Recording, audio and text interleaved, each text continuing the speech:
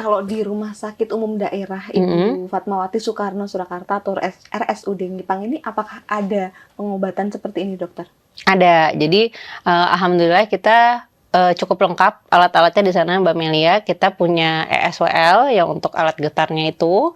Kemudian kita juga punya RIRS. Memang nggak semua rumah sakit punya RIRS ya, karena alatnya mahal dan mungkin nggak semua punya laser, karena kita harus pakai laser untuk melakukan tindakannya.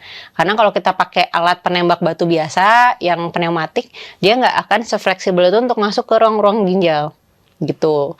Terus habis itu kita juga punya PCNL dengan beberapa ukuran ya, itu jadi membantu banget karena kan tadi seperti yang kita udah bahas, nggak semua itu pasiennya dewasa ya. Kadang kita punya pasien anak-anak gitu, yang nggak mungkin kita bikin luka yang besar juga gitu kan buat anak-anak. Jadi kita punya mini PCN yang ukurannya lebih kecil, jadi lebih kecil lagi dari 1 cm sayatannya buat anak-anak gitu. Terus habis itu kita juga punya alat-alat yang lebih kecil untuk pasien-pasien anak yang memang membutuhkan operasi gitu. Terus kita juga punya laparoskopi gitu. Jadi menurut saya sih kalau di RSUD IFS alhamdulillah kita alatnya cukup lengkap untuk tata laksana urologi. Jadi pasien dapat pelayanan yang lebih baik dan minimal invasif. Waktu di rumah sakitnya nggak terlalu banyak, perdarahannya minimal, pasiennya juga pulang lebih happy gitu dibandingkan dengan yang harus ada sayatan besar dan habis itu nanti ada perawatan luka di rumah dan lain-lain gitu.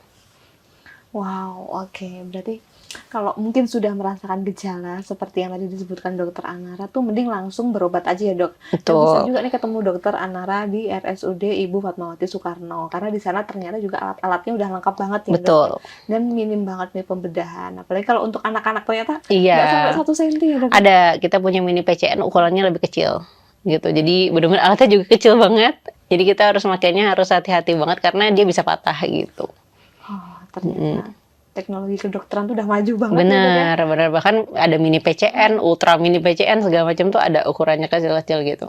Dan kalau pakai mini PCN ya kita harus pakai laser juga ngancurinnya gitu. Jadi ya betul-betul harus disesuaikan sama kondisi pasiennya. Nggak semua pasien tuh bisa kita samakan gitu. Oke, baik. Dokter mau tanya lagi nih, dokter. Banyak orang-orang yang beranggapan nih, dokter, kalau pipis keruh atau berbusa itu merupakan tanda dari batu ginjal. Ini bener nggak sih, dokter? Jadi kalau misalnya pipis berbusa itu sering banget ya ditanyakan sama orang-orang, apalagi pasien-pasien saya juga, dok pipis saya berbusa. Oke, jadi misalnya pipis berbusa itu memang sebenarnya dia bukan gejala khas dari batu saluran kencing. Ya bisa juga karena turbulensi urin ya, misalnya kita habis nahan pipis nih, terus pipis, jadi kan deres nih pancaran urinnya, itu juga bisa bikin turbulensi yang mengakibatkan kencing berbusa.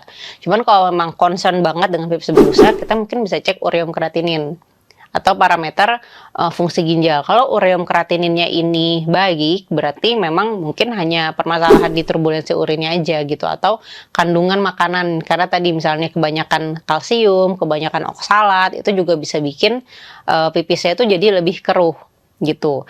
Terus habis itu kalau misalnya kita lihat parameter urinalisis ya, kita harus lihat nggak cuman dari kekeruhan, karena tadi kekeruhan bisa kan banyak faktor, tapi kita juga lihat apakah dia ada bakteri positif atau tidak. Kemudian tadi ada darah atau tidak, terus kemudian apakah dia ada nitritnya positif, leukosit esterasenya positif gitu ya, untuk melihat parameter apakah ada infeksi saluran kencing atau enggak gitu. Jadi tidak selalu urin keruh atau berbusa itu pasti ada batu di saluran ginjalnya gitu, batu di ginjalnya. Tapi kalau memang dari parameter lain ini ada terus, loh berarti kan infeksi. Nah infeksinya kenapa? Nah itu yang menjadi tanda tanya kita gitu. Tapi kalau memang parameternya cuma lebih ke keruhan, keruh aja, tapi parameter infeksinya tuh nggak ada, mungkin kita lebih ke diet dulu. Jadi air putihnya dibanyakin, terus makan makanan yang terlalu tinggi kalsium dibatasin gitu.